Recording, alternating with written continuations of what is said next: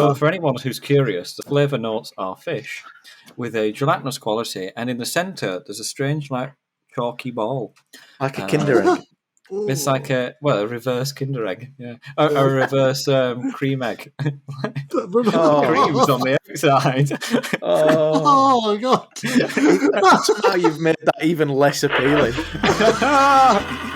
Hello and welcome to Faster Horses. I'm Paul Wilshaw at Paul Wilshaw on Twitter, and these are my co-hosts, Mark Sutcliffe, which is Marks out of 10. Hello, hello. And Nick Tomlinson at NT Illustrators. Hello. This is Series 3. Series 3! But if you haven't heard of Series 1 or 2, you can check those out on Spotify, Apple Podcasts. You can find us in loads of places. Now you can get this extended version of the same episodes early by signing up to our Faster Horses Patreon, as well as one extra Patreon exclusive episode a month, along with other benefits detailed on the sites. Don't forget to like and subscribe, it really does help the show, and also follow our official Twitter page at Faster Horses UX for regular updates, find show topics and interesting articles and random musings for the team. Also, if you want to give us feedback, send us some feedback. Now, without further ado, let's go on to the show. The one thing I wanted to say about the biometric scanner, I was thinking about this last night for some reason. I don't know why it popped into my head. One of those weird dream moments before you fall asleep. I can get into my brother's face scanner because I'm his identical twin. Yeah. And even with the facial hair difference, I can still get in without a problem. It goes off like your T-zone, doesn't it? Like mostly your eyes in it, by what I can tell. You know why? They've actually reduced the security of the face scanner, and that's why you could probably get, because of masks. They let you in. They eliminate that part of the face, because obviously a lot of people have been wearing masks for the last Apple have two actually years. created a new journey specific for scanning your face for wearing a mask, haven't they? In the past few months, which I thought was quite good. Yeah. What's that journey then? It's just a whole new specific. You're likely to be wearing a mask, so rescan your face kind of thing. Oh right, I see what rather than just saying rescan your face or whatever. It's like updating the. So they provided the proper narratives to support it as well. So rather than you just taking it upon yourself to go in and redoing it, it's actually. Because you can only have two faces. You can only have two faces. That voice that you heard in the background was someone who's not on this podcast. So did Drew say you can only have two faces? Yeah, if you ask people I know, I've definitely got at least two. I was about to say something along that line then. As soon as you drop Paul, it's like that fucking Paul. Can't stand him. Yeah. As soon as you stop recording. Fucking Paul. I don't know. I think we're very straightforward with our listeners. Well, very straightforward with our listeners, especially in, acknowledging the fact there's only two of them and we treat them with no respect whatsoever. one of which is Drew, who was just trying to get actually on the podcast. So that's interesting. That's very meta. That's it. Nice. So today's topic, as promised in our last podcast, is actually going to be MVPs. Minimum Viable Product, that stands for Not Most Viable Player. We'll be discussing what it means to use that phrase and how useful is an MVP and what kind of promises does it promise and often fail to maintain, at least in my opinion. Like you put your opinion straight out there, Mark. Yeah. Well, launch into one of the biggest problems for me is that MVPs are false promises, and I feel like you've got the P in there. MVP, you could rephrase it to be more meaningful. I think the viable though, minimum viable is the key words, isn't it? There, because either you're making a product which has to work, has to function. And if you were thinking like a real world product, like a let's say a toy car, you couldn't ship it with 3 wheels. It's a car. Well, I suppose unless you're making a Robin Reliant car, so you couldn't ship it with 2 wheels. Let's just, because then that'd be a motorbike. So kind of it's got to have 4 wheels. And I think sometimes when people say MVP, they forget the product thing and just put minimum viable, and then actually that minimum viable means different things to different people.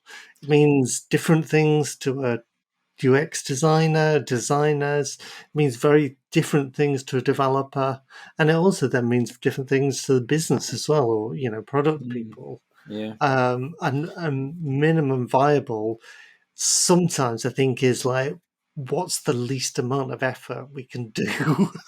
Well, that's it. Yeah, because Uh, every different part of the organisation, conveniently split it up into UX, tech, and business.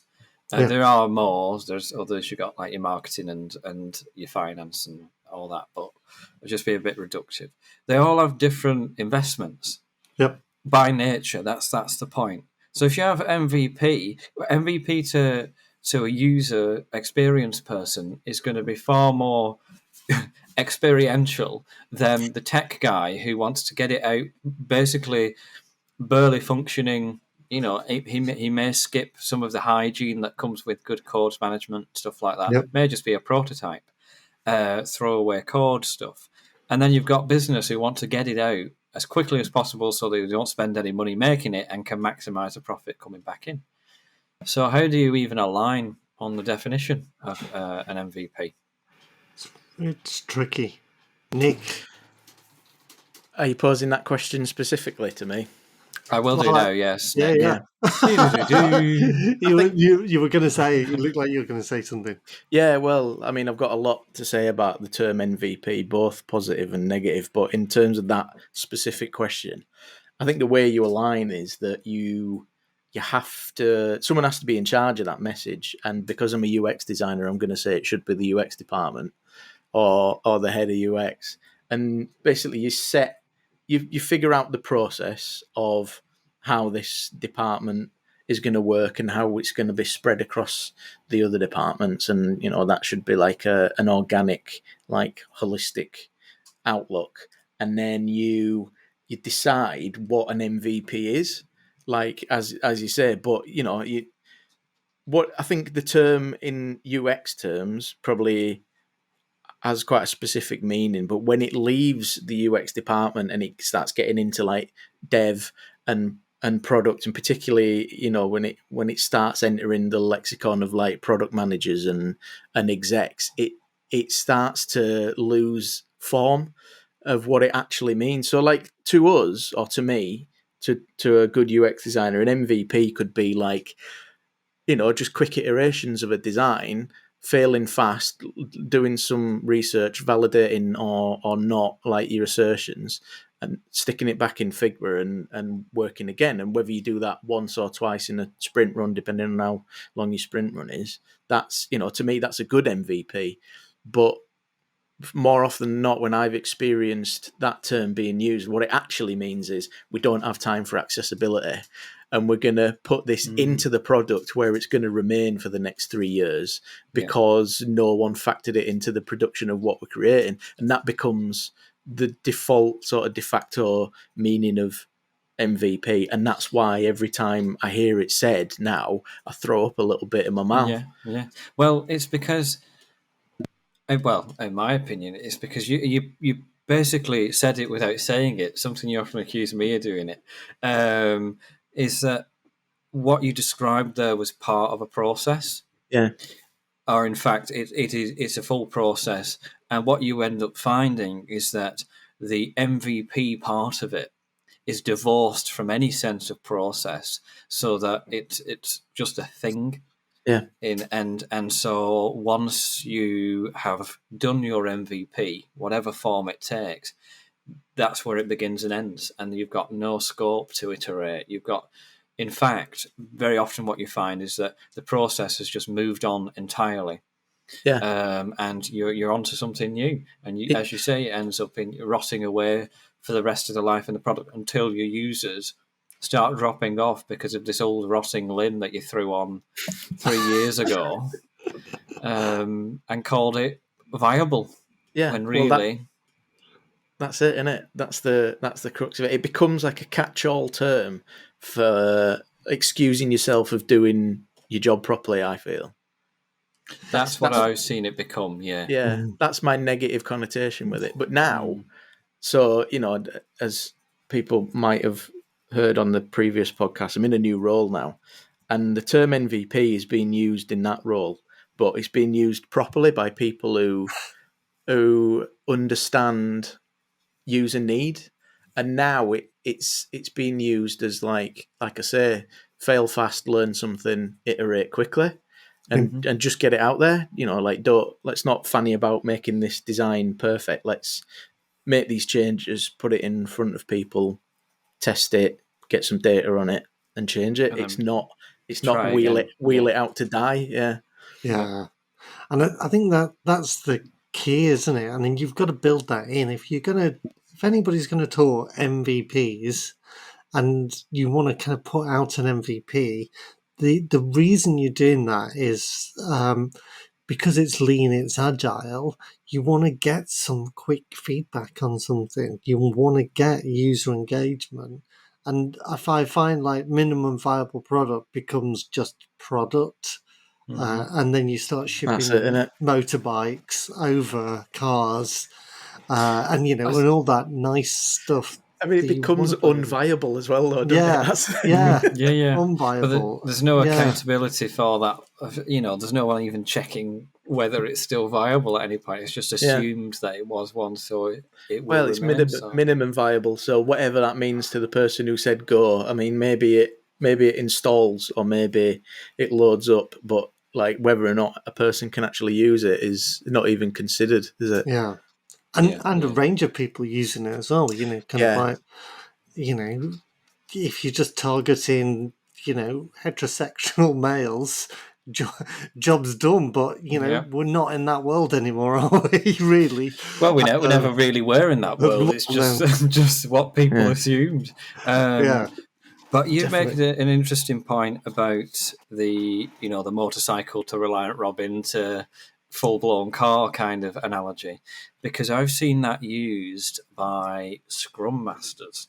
Yeah. It was the last time I saw this used, and it was used as a way of describing the agile approach and the Scrum approach versus just building the wheels and then building the steering wheel and then building your engine and then building your chassis, etc., etc.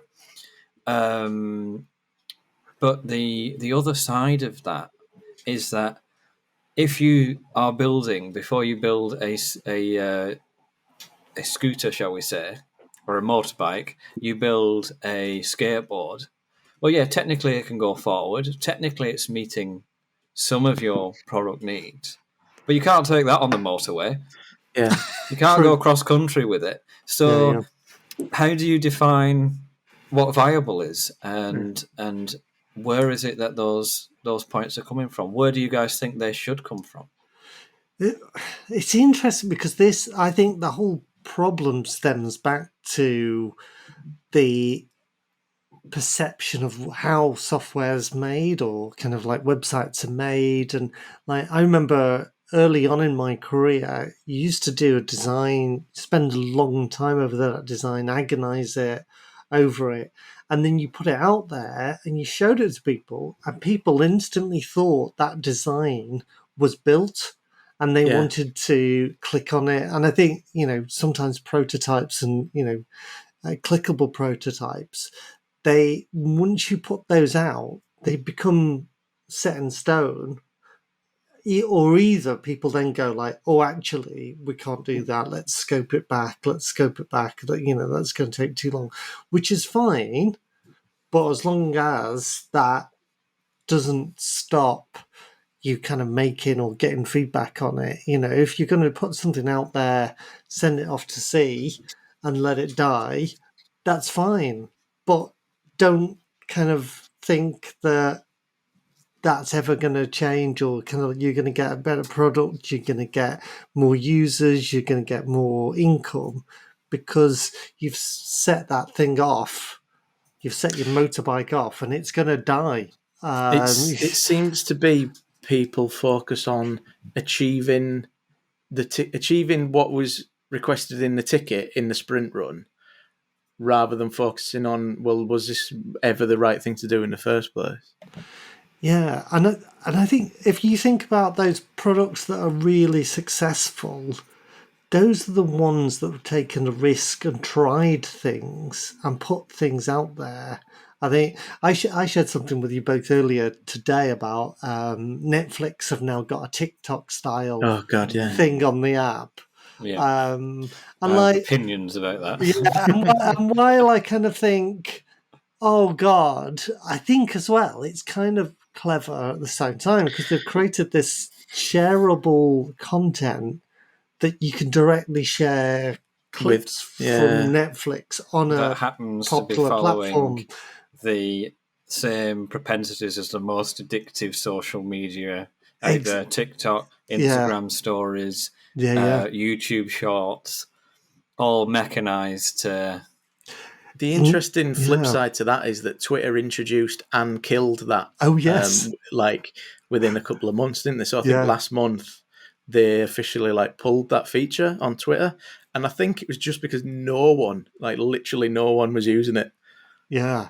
I don't think they kind of didn't introduce it very well. And I think this is another thing as well. You know, if you're going to do an MVP, think about the onboarding of that MVP. Yeah. Don't just put something out there for the sake of it, because you know what? Guarantee it will die in a ditch.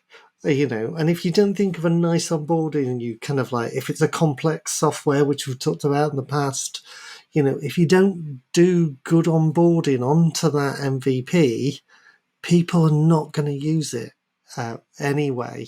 And, you know, and we say kind of like, don't judge a book by its cover, but everybody does. Mm-hmm. Everybody, you know. I say book, but yeah. Yeah.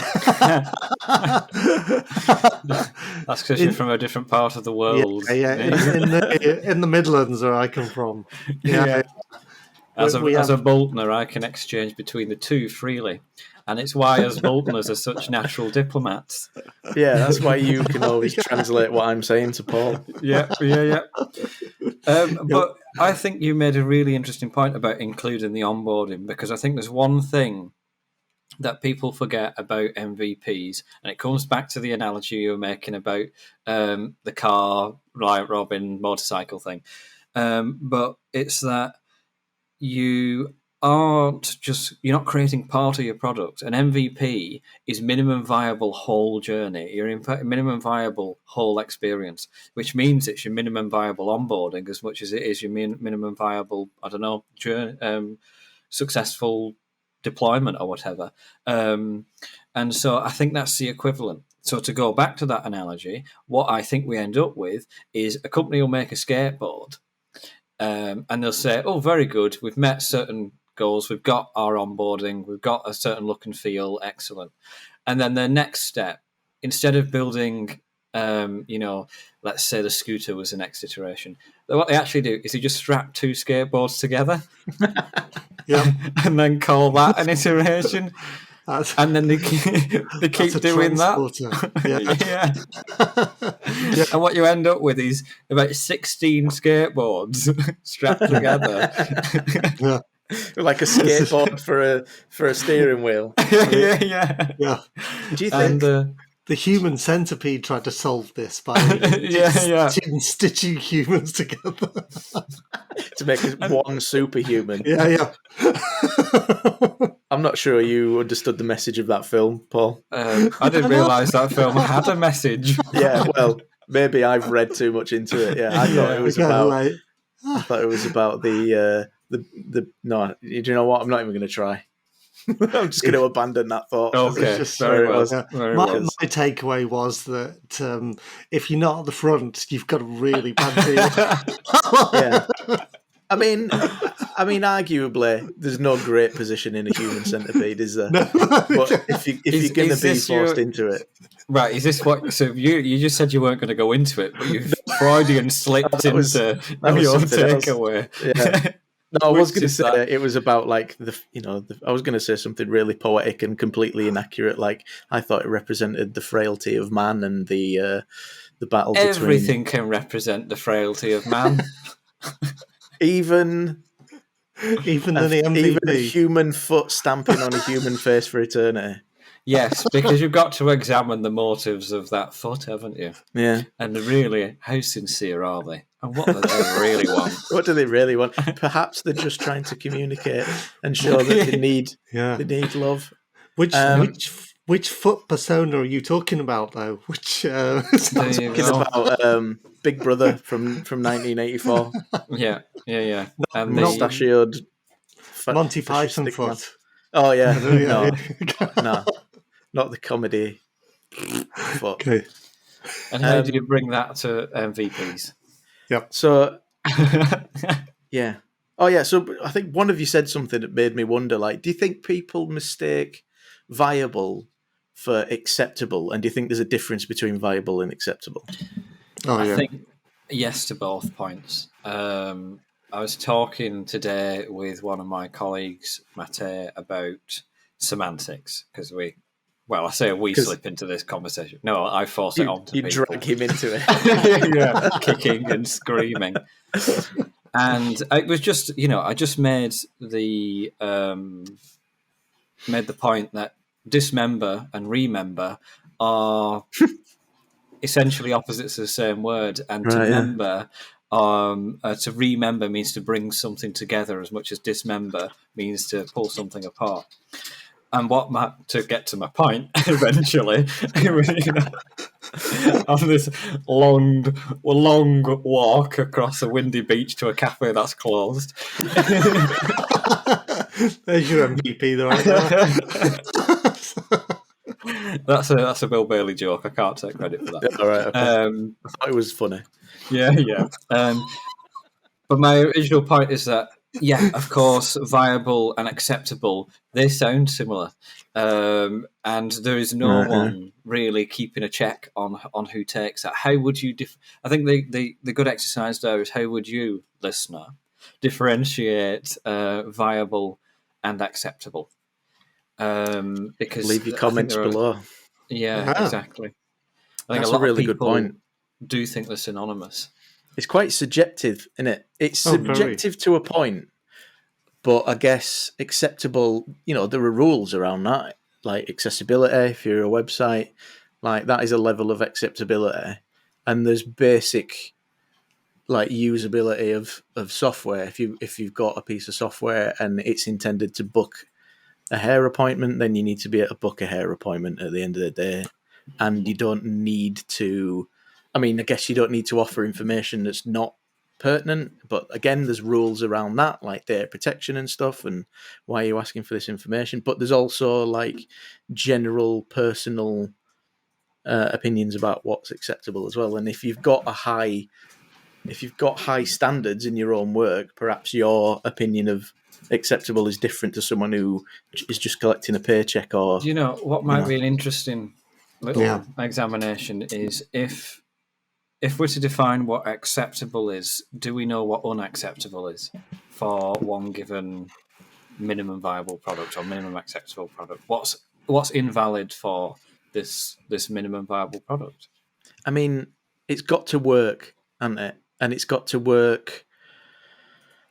I mean, everyone who works in software knows when something's just broken.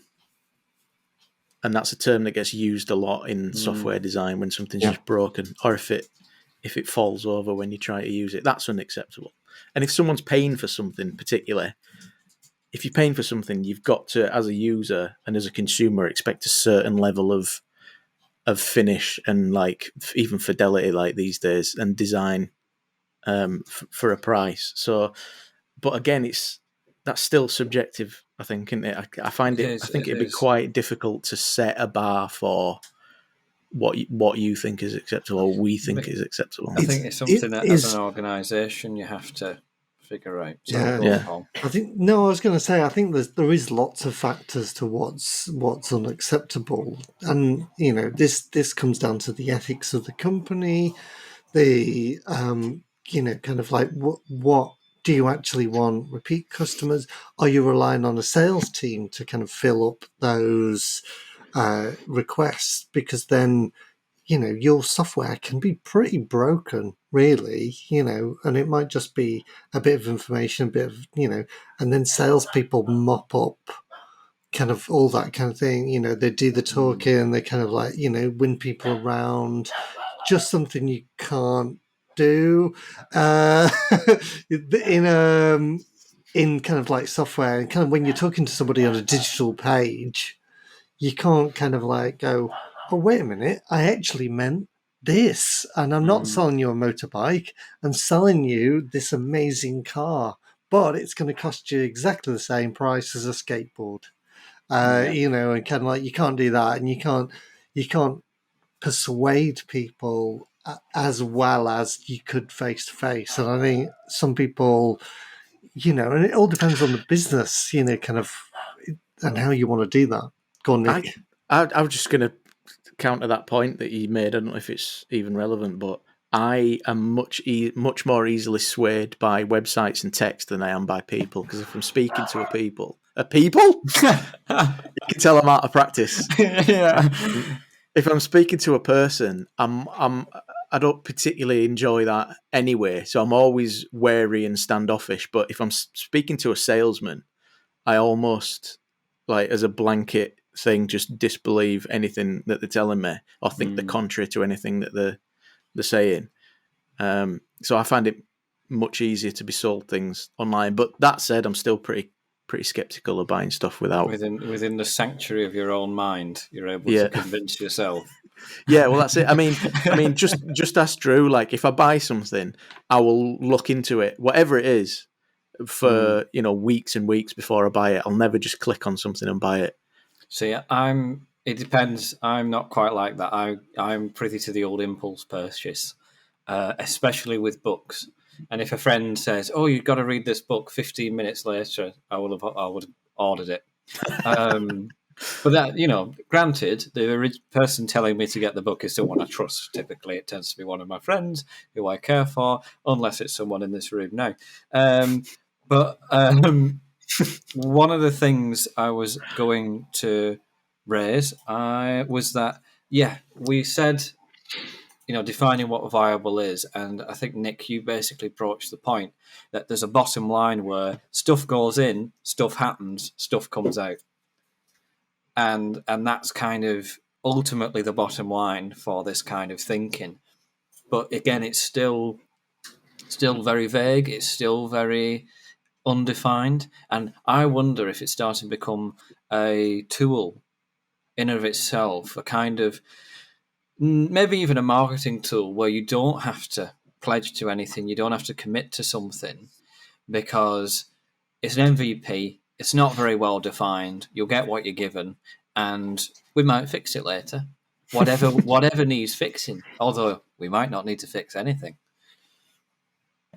Yeah, and I think it depends kind of how you take, kind of, if you're a feature shop, you're shipping features, are you adding value? Do those features add value, or is it just like a check on the box and getting the process out there? And I think, it depends kind of how. It's got to be from the business, hasn't it? What is unacceptable and what's viable? And if people don't know that between different departments, you're going to have these different wild expectations of what you're asking for and what you ever want. And then even, have you even asked the users and, got those people here? Edmund, we're going to get a little advert break from Coco. What have you brought, Coco? You brought some eyeballs. Amazing. Lovely. The chocolate eyeballs. They're not real eyeballs, although I kind of wouldn't put it past her. No, she'd find them somewhere. Yeah. Right, so here's another further deviation since we were doing this. My friend Jimmy was once walking through town with his son, and he went past a fishmonger's, and his son was looking in the cabinet, and somehow, I don't know how he even thought to do this, but asked the fishmonger if he could have a plastic bag full of fish's eyeballs. And the fishmonger was just like, yeah, sure, and just handed him a plastic bag that he seemed to already have behind the counter. He walked around town shopping for a further 2 hours whilst his son carried a plastic bag I bet full of that fish that was nice and fresh. It's just a bit, but if you ask me, that's good parenting. Like, just being Yeah. like, yeah, sure, why not? Like, it Yeah. didn't cost him anything. They're going in the bin, and Definitely. there's no reason why not. I mean, There's you a know. lesson to be learned. Eventually, what form that lesson will take will depend on what happens in the interim between getting bag of eyeballs and disposing of bag of eyeballs. I think that's quite a wide margin of error. I'll have to follow up with what actually happened to that bag of eyeballs. yeah, and please was do. it Yeah. left in Primark? One of my party tricks is Just behind the fixtures. he went home and shoved them inside the curtain poles so that they could never find the smell. That's amazing. Oh, if I ever need to screw anyone over now. Yeah. One of my party tricks is if I'm served a full salmon. Right, well, not a full salmon. Fucking hell. How much am I eating? Are you a bear? There's one thing I am not. It's a bear. More of an In otter. every sense of the word.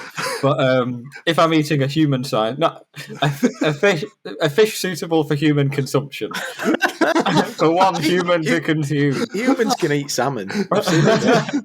That's your MVF. Minimum That's viable it. fish. Minimum viable fish. Oh, I forget my original point now. It was going to be about eyeballs, I'm sure. Oh shit! Yeah, that was it. My party trick is, if served a full fish, I will quite happily eat the eyeballs from said fish, Dirty sod. just to gross people out. Just fucking to grim. take the joy away from Jimmy's child. Yes, yeah. Well, no, that's what we know. He could have been eating from that bag as if it was a bag of raisins. You never know. Oh, would you need? I guess you'd need to cook them first, wouldn't you? There'll be all sorts of stuff in a fish. Yeah, I think so. But I mean, I've only ever had them cooked, and only one at a time or two at the most. A monster, eh? But yeah, so for anyone who's curious, the flavour notes are fish with a gelatinous quality, and in the centre there's a strange, like, chalky ball. Like a Kinder egg. It's like a reverse Kinder egg, yeah, a reverse cream egg. Cream's on the outside. Oh my god! Somehow you've made that even less appealing.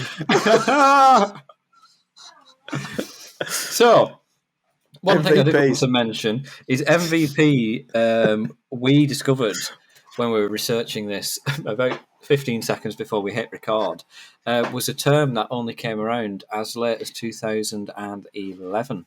So it's only 2 years old.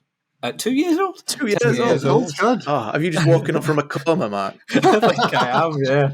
That's what having too many fish eyes does to a man. Send you into an 8-year coma. Yeah, that's it. That's it. It comes from the term MVP. Comes from lean software methodology. Lean software development. And there is an actual definition of MVP, which interestingly summarizes exactly what we've been saying, as you'd expect it to, and emphasizes the point that we think people get it wrong. Because the definition reads that an MVP is a minimum viable product, is a version of a new product that allows a team to learn as much about customer needs and preferences as possible. Validated learning, in other words, with the least amount of effort. So what I want to talk about is, why is that so abstracted? Why do we exist in this ecosystem now where businesses are picking and choosing parts of methodologies and divorcing them completely from their context? That's so interesting. Yeah. Because, as a definition, I totally agree with that. But But it's like I think things like this end up getting broken and bastardized because someone somewhere went to a conference and someone said it, and then they brought that information back to the business and said, "All right, we're going to be doing this now," and never really looked into or fully understood what it actually meant. I think that happened in a lot of businesses when agile became a thing. People started to say that they were agile when they were far from, and they confused. Again, I think I probably said this in another podcast. They've confused agile with a capital A with agile with a small a. I think Where further to that is the opinion about UX, and we went into that a bit in our previous podcast about job titles, which you can go back to listen to if you're so inclined. But yeah, it comes back to that idea that a little bit of knowledge is a dangerous thing, and people are expected to go to conferences, and I have opinions about the idea of a conference anyway. In short, I think it's where a lot of people get together to agree on stuff they already know. It's not so much a learning exercise as people think it is. It's a back patting exercise, but I've got a whole thing about conferences that I think I've said to you before. Circle jerk, Yeah. Sorry, Mark. No, go on. No, I was going to say. I think the terminology of MVP is wrong. I like minimum viable is wrong. I think minimum valuable product is a better term, because I think the key thing of any MVP should be doing is that does it have value for someone to buy it, use it? And essentially, if you're going to do any software, website design, or, the end goal is, sales, isn't it? To make a profit, because on Bike I Go.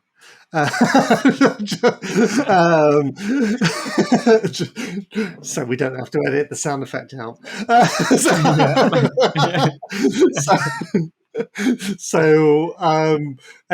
It's that the end goal is either to reduce costs and therefore increasing profit, or to make more money to make it viable and valuable for somebody to use and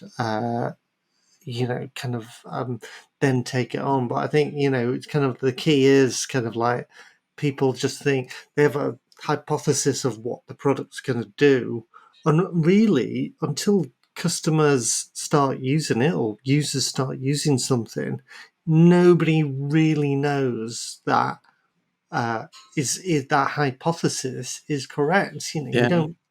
You don't go into research and go, I've got a hypothesis that I can cure cancer, and somebody goes, right, I've cured cancer. Cool. That's a really good point. And I think that links again into another, when we're talking about design systems. You mentioned how, we mentioned, we do this podcast together, we mentioned how you've got to start from somewhere. And, so you've got to have a few screens or something out there to extract your design system from. And I think the same sort of principle applies here. You need to push something out to validate that hypothesis. And then you can actually pivot, because without that information, you don't know which direction is actually the best to go in. And if you're a good software person, you'll have reflected on the idea there's more than one way possible forward here, and that needs to be informed by users and customers. More than one viable way forward. Yeah. Exactly. Yeah. I think some key things on here, kind of like some of the key, what we use in everyday life, like YouTube, was never intended to be a search engine, but it's the number one search engine in the world, and people search on YouTube more than they do on Google. I probably do that now. Yeah, and you find more things through YouTube than you would any other platform, and it's by a staggering amount. And YouTube was never designed to be a search engine. And same with Facebook as well. It wasn't really designed to be what it is today. Now it's just some Well, faceless marketing kind of none of the really tool. successful platforms that you use today started out as what they No. are now. By sheer coincidence, I was listening to a talk yesterday, probably from a conference, about a guy from Google, I think, who was talking about, like, asking people what do you think this platform started out as versus what it was now, and like, I've always known this because I used to use it myself, but Amazon started out as a books website, Yeah. just books Yeah, and yeah. just new books, and now it sells almost anything you can think of, and new secondhand, and it's a platform for other sellers. Yeah. Was Twitter the oh, go Twitter on. started out as an internal communications platform for developers, and that explains why it was 140 characters initially, Yeah. because it was an internal texting service, and old texting technology was limited to 140 characters. Like, even if you look at like a Nokia 50 whatever, they've got a character limit, and it was because it was based on the same technology. And now that's Twitter, and that's a huge platform. But like, almost everything that exists now, like Instagram was literally an app for putting filters on photographs, and then they added a community to it where you could upload your photograph to show people the filters you'd apply to it. And now they're getting rid of photographs, and it's going to become a video platform where there's overlap with like TikTok and Snapchat and stuff. It's Jesus, I cannibalized won't be all there. using Instagram then. No, well, yeah, I'm already sick of it. Yeah. I've not really used it properly since start of 2020. Really, it's just I can't face it anymore. It's terrible. Oh. But to kind of loop back, if one of you mentioned like calling stuff an MVP, what really annoys me is then when people start to introduce variations of a term that's already I was like going to talk questionable. about this. Yeah. So you start getting, there's a couple I've heard, but one of them's minimal lovable product, Which I And think is even more vague. yeah, well, but why are you making something that you don't love anyway? Like, do you why are you doing this job if you don't love what you're doing anyway? It's so subjective, that term. But Yeah. why does there have to be a differentiate? Why do you have to define between viable and lovable? Why can't the thing that why can't the thing that you're doing that's viable, like, it's almost Fall. admitting Yeah. that MVP is shit, isn't it, really? Yeah, If yeah, you've got that's an it. alternative.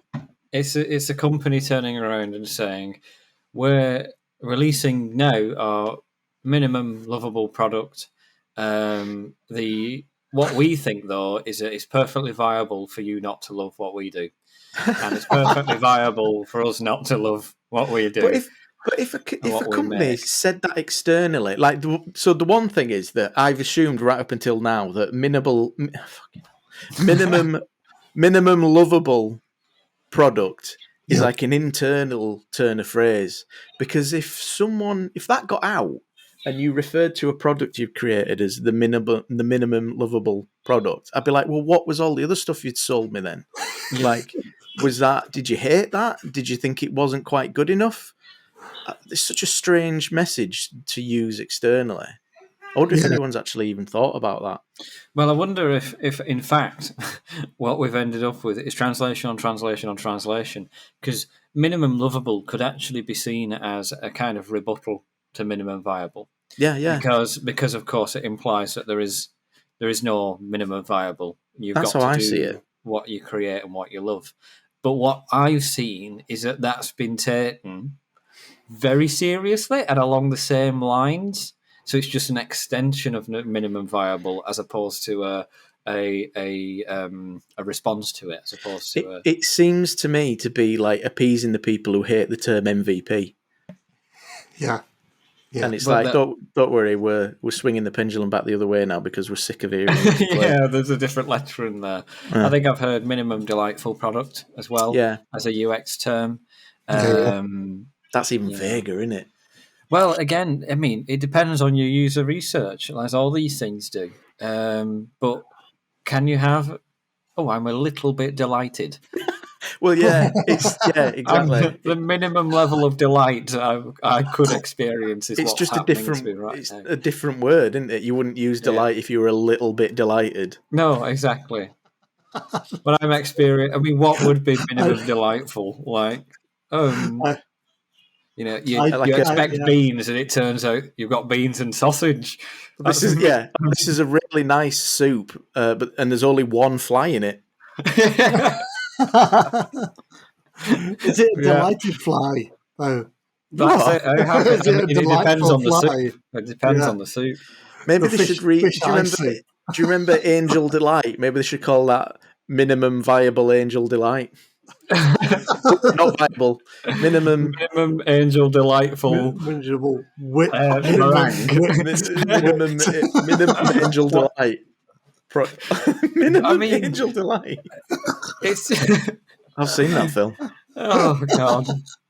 It's that's fantastic. All right, so I want to let's if you want to know what we think you should be doing, tune into the extended Patreon episode now. We might have to call it Bag of Fish Eyes or something. Yeah. Right, so Drew's wheeling in the tombola machine now. So I'm going to give it... Does she need a fanfare? Yeah. That's my wrestler. Oh yeah, walk-on music. Yeah, no, but budget's tight, Nick. We've got to reuse our. I'd like to think you were called MVP. Very good. Nicholas Viable Product. Yeah. Nick's Verney. Penis. Personality. So, so welcome to UX Tombola. So if you've never listened to UX Tombola before, what the hell have you been doing with your life? But basically what we do is we spend the next 15-20 minutes, we randomly pick out a subject and we discuss the UX of that subject. So is it good? Is it bad? Is it perfect? Does it need to be tweaked? And then special guest, Mark Steeler. Oh yes! Oh yeah! Comes on board and gives us an impromptu advert from the Bolton Arcade. So without further ado, I'm gonna. We were like going like shit. Someone else is coming then. I've just realised that the tombola machine is broken. Oh, what? So yeah. What? So I'm gonna have to I'm gonna have to pick one myself. One. Were you frolicking in the tombola? I was. Well, Mark came round to stay and he was sleeping in it. Yeah. And he's gummed up the works with moustache wax. Well, at least I think it's moustache wax. I haven't queried that. Is that just to clarify? That's gunged up the works of the tombola machine, not Nick's VP.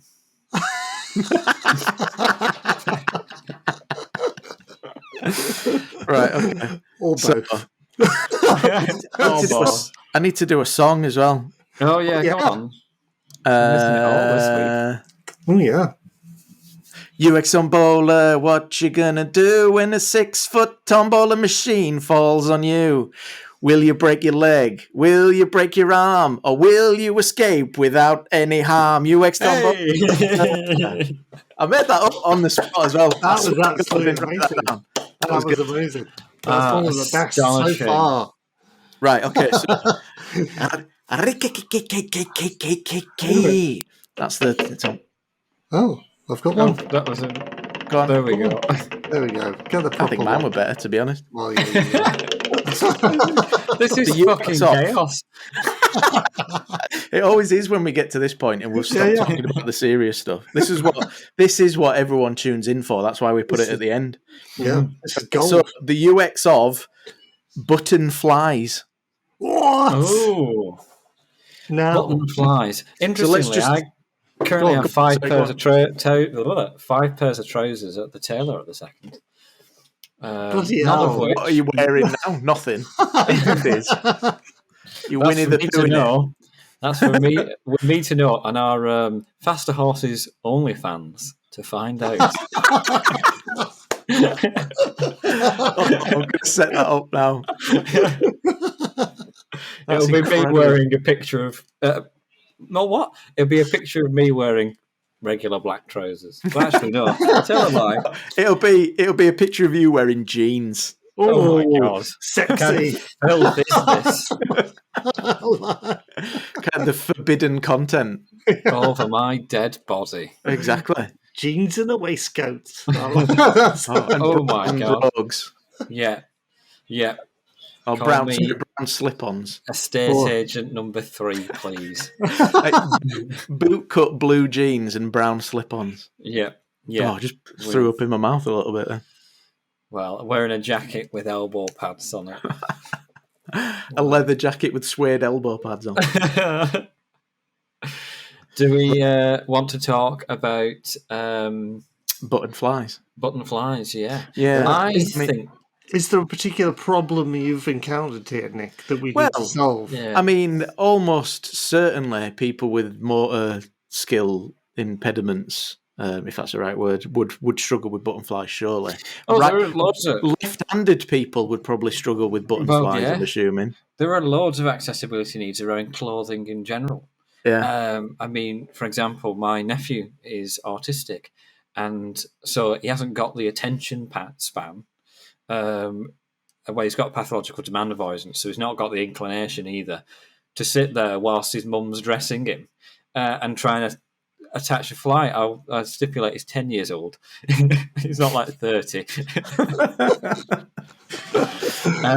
Whilst he's fastening his fly. So it's just it's something that is, like we talk about a lot on UX Tombola, it's an artifact that hasn't been addressed as part of the full solution. It's just been designed on top of and designed on top of. Fun fact, it seems as though we're kind of tangentially talking about this. Do you know why women's clothes button up the other way around? I've got a feeling you might know this, Mike. To be honest, I've been told it. I don't remember why. So it goes back to the days where rich people had servants and ladies in waiting who would dress them, and women would be dressed by their servants. And if you reverse the buttons from how they are on males' clothes, it's easier for the person to button them up for you, which is why women's clothing is the other way around. I see. Yeah, so interesting. That's a UX solution, I guess. Yeah, isn't it? yeah. A very specific one. And I must admit, I know a lot about men's clothing, very little about women's sartorial. Needs. Yeah, so, and I don't care for them either. I guess I'm speaking in this entire equation. I'm talking about as someone rather who always has a button fly on my trousers, because I'm always wearing trousers. I'm either wearing trousers or creating content for OnlyFans. It's like the two states they exist in. So where do I sit in this? Because I've got flies on trousers that are... so I've got a suit that is... it's called a travel suit, an Arkwright travel suit, and it's a 1930s cut of suit with very, very high trousers. Because I don't know if you know this, but Victorian and early Edwardian, and as the trousers developed, only recently have they moved down to our hips. They used to rest quite far above your navel. And then you'd obviously have your braces to keep them up. But it means that you'd have a big old belt of fabric as part of the trouser that would sit a bit like a cummerbund, if you would, on your abdomen. And again, when you do that, it's buttons all the way up. It's just another part of the trouser. So I think what we've got, because as trousers have... I mean, that's almost like a shirt at that point, isn't it? Yeah, in reverse, basically. Yeah. And interestingly, again, the shirt, the kind of UX of the shirt is interesting as well, because what's happened is it's not really changed at all since like tunics in the Regency period. All that's happened is buttons are now all the way down, the collar is attached, and then they've nipped and tucked and nipped and tucked and nipped and tucked. because I, for example, wear sleeve garters, and sleeve garters hold my sleeve up. That used to be incredibly pertinent. Fucking hell, Mark. Used to be incredibly pertinent because sleeves only came in like an extra long length. I thought it was to stop them bunching up when you put your jacket on as well. It may be, but the primary use of a sleeve garter is, and it may be how it's being marketed now as well, because it doesn't really do that. I still have to pull my cuff back down my trouser sleeve. My trouser sleeve? Otherwise known as a leg. I don't put my arms through leg holes. You've already gone through the human sleeve is just trousers, isn't it? Yeah. I'm fucking done. I can't fucking speak, much less dress myself. But yeah, that's what happened to the shirt. They were one size fits all, and then because manufacturing methods became easier, tailoring for them became standardized. You were able to get different sizes, and now the primary measurement for getting a well-fitting shirt is actually your neck measurement now. I've got a big old fat neck as well, but we'll talk about that another time. So we've got that in the Tumbola machine waiting. Yeah, Nick's fat neck. So button flies. I think button flies were invented by Neil Button to combat Eric Fly from them later. Sorry, go on. to combat the so kind of used to be in the miners and in the gold rush, and they used to have buttons, and because it was just then they just have these overalls of jeans, and the buttons came from those. But yeah, I remember when I first met my father-in-law, we had a discussion about button flies, and he's a biker, and he said he hates button flies because if you've ever tried to ride a motorbike with a button fly, you just get very cold genitalia. This was one of my first conversations with my father-in-law. It sounds like is your wife either an only child or without brothers? Because it sounds like your father-in-law was waiting for someone to talk to this about. Oh yeah, he learnt that the hard way. That's why she's got no siblings. She's the oldest of 5 girls. So yeah, that explains that. So it's probably been on his mind for about 20 years before. I can confirm that's correct though. I used to ride a motorbike, and I found that out the hard way. I used to wear Levi's twisted jeans, and they've got a button fly, and it was chilly at best. But I mean, my major. Go on. I was just gonna say my major concern with button flies, which I discovered from wearing the same pair of pants, is that a button as opposed to a zip tends to pop open. Oh yes, when you're out in public can be quite problematic, particularly if you enjoy to go commando. Not that I do. I mean, let's talk logistics here, because have you popped up? Oh my god! Or have you burst up? There's a difference. Well, yeah, no, sadly I haven't. It's not like it was difficult to contain the beast within, and it burst from the scenes. I'm thinking that. But VP stands for Vice President. The President. If you're VP.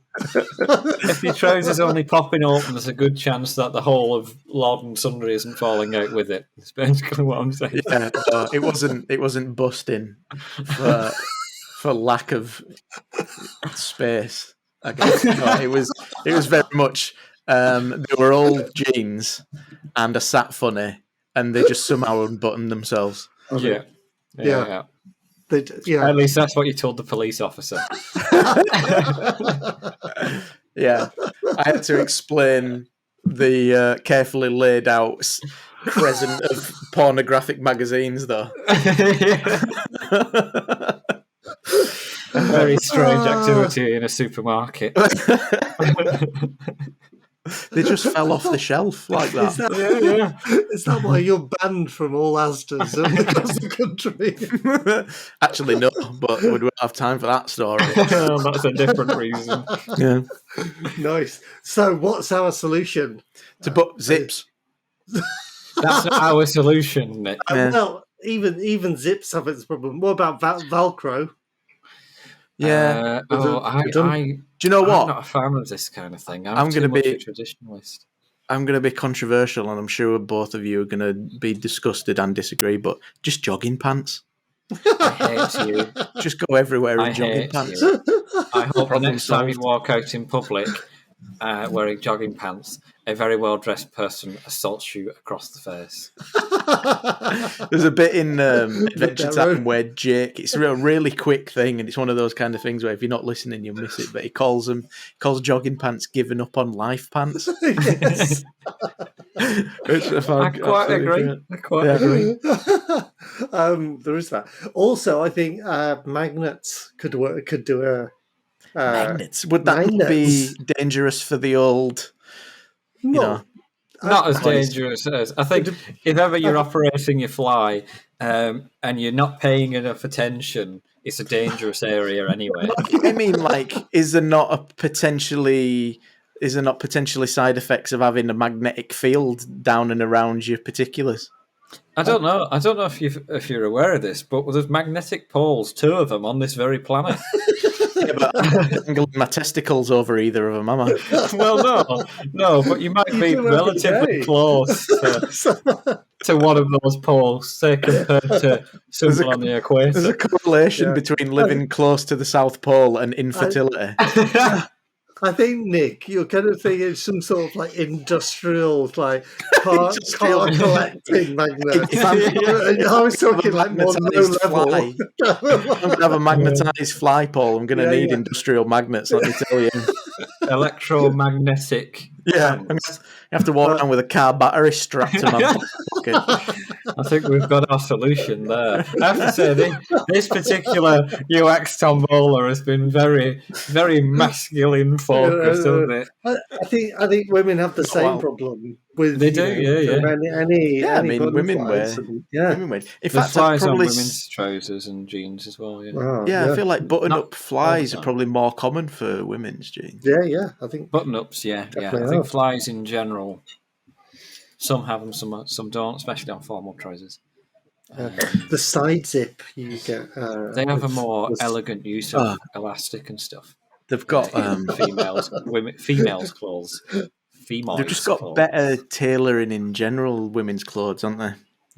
Yeah, because what's happened is as expectations for men to dress well have dropped off a fucking cliff, Yeah, women's women's expectation has basically spiked. doubled to make up for that because Yeah. that's the kind of fucking sartorial horror story I exist in. Anyway, So what's our Steelers solution? turned up. Is it fucking solution here. a car battery I feel like powered? you need to sell this one to me. A car battery powered Yeah. electromagnetic. Yeah, electromagnetic pants. Right, take it away. Do I need to All mute right, myself? 'Cause I'm gonna okay. fucking We need to name them. We need ma- to name them. So electromagnetic fly pants. EMPs. Yes, that's fucking incredible.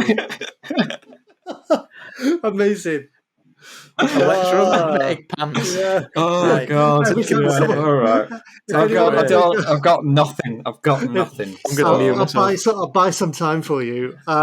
So if it kind of like you're watching those kind of like cop shows, kind of like, and they said, "Oh, set off the EMP, let's disable their systems," like they did on Just start Jack jiggling Bauer did on- uncontrollably. Just cut to a shot of me pulling my pants on, looking in the camera with intention, and then fumbling around with a car battery. Oh, I wondered why we had to film all that B-roll. Oh God! P-roll. Hello, I'm Mark Steeler here today with another contraption for you. Have you ever struggled with your bursting fly in public places and needed to explain to yourself 4 times to the cops to maintain one story? What you need, evidently, is EMPs. That's electromagnetic pants. Pop them on, crank up the engine, destroy your phone, and when the battery runs out, expose yourself to the general populace with no recourse. That's £4.50 each. Love you. Mwah. Oh my god, that's absolutely amazing. Oh god, I'm gonna I'm light-headed. EMPs. EMPs. I think we just end it there. Oh god, Just hard stop. Yeah, that was I love that. That's not I'm only, leaving. Who's with me? That's not only my favourite part of this podcast. That's my favourite part of any podcast. Mark Steeler. Oh. I've laughed so much at that. It's giving me a headache. I just have no idea. One day I'm going to say one, and it'll just be like, "Hello, I'm Mark Steeler. I want to sell you this. Love you, bye." It says "love you" bye at the end. Oh god, That was great. What a fucking hatchet job.